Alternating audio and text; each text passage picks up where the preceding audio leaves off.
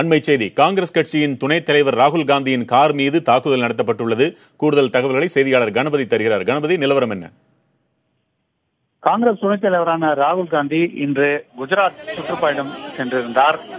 அங்கே தனேரா என்ற பகுதியிலே லால் சவுக் என்கிற சந்தை அருகில் அவருடைய கார் வந்து கொண்டிருந்த போது அதன் மீது கற்கள் வீசப்பட்டதாக தகவல் வந்திருக்கிறது. காங்கிரஸ் கட்சியை சேர்ந்த தலைவர்கள் இது திட்டமிட்ட சதி, ராகுல் காந்தியை இது போல தாக்க வேண்டும் என்று பாரதிய ஜனதா கட்சியை சேர்ந்தவர்கள் திட்டமிட்டு தாக்குதல் நடத்தியிருக்கிறார்கள். இதை தவிர குஜராத்தை தற்போது ஆண்டு கொண்டிருப்பது பாரதிய ஜனதா அரசுதான்.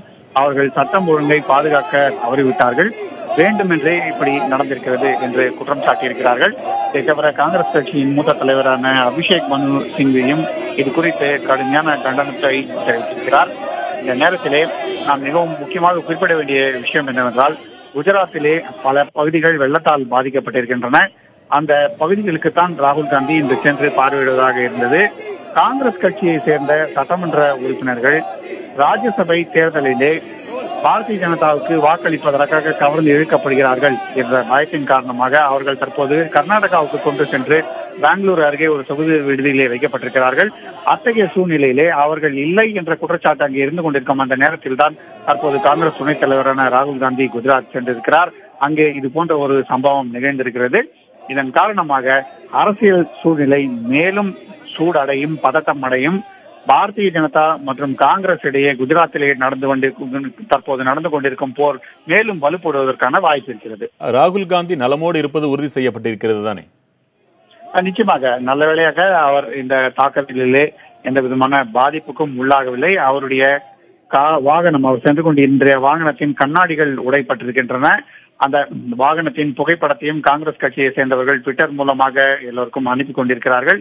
எந்த விதமான கற்களால் தாக்கப்பட்டார் என்பதற்கு அடையாளமாக மிகப்பெரிய கற்களையும் அவர்கள் புகைப்படம் எடுத்து அங்கிருந்து அனுப்பியிருக்கிறார்கள்.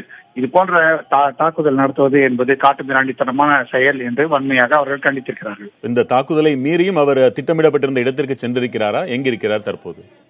நிச்சயமாக அவர் தன்னுடைய சுற்றுப்பயணத்தை தொடர்வார் என்றும், அங்கே எந்த இடங்களுக்கெல்லாம் சென்று வெள்ளத்தால் ஏற்பட்ட பாதிப்புகளை பார்வையிடாதாக இருந்ததோ அங்கே நிச்சயமாக செல்வார் என்றும் காங்கிரஸ் கட்சியை சேர்ந்தவர்கள் சொல்லியிருக்கிறார்கள். ஆனால் இந்த கல்லெறி சம்பவத்தை அவர்கள் மிகவும் சாதாரணமாக எடுத்துக்கொள்வதற்கு எந்த விதமான ஒரு மனநிலையும் இல்லை. இது ஒரு திட்டமிட்ட சதி, இது போல நடந்திருக்கவே கூடாது. இது பாரதிய ஜனதா கட்சி முழுவதாக இதற்கு பொறுப்பேற்க வேண்டும், அவர்கள் தான் இந்த சதியின் பின்னணியில் இருக்கிறார்கள் என்று தொடர்ந்து குற்றம் சாட்டி வருகிறார்கள். அண்மை தகவல்களை வழங்கியமைக்கு நன்றி கணபதி. ராகுல் காந்தியின் கார் மீது தாக்குதல் நடத்தப்பட்டுள்ளது, அவர் நலமோடு பாதுகாப்பாக இருக்கிறார் என்ற தகவல்களும் தற்பொழுது வந்திருக்கின்றன.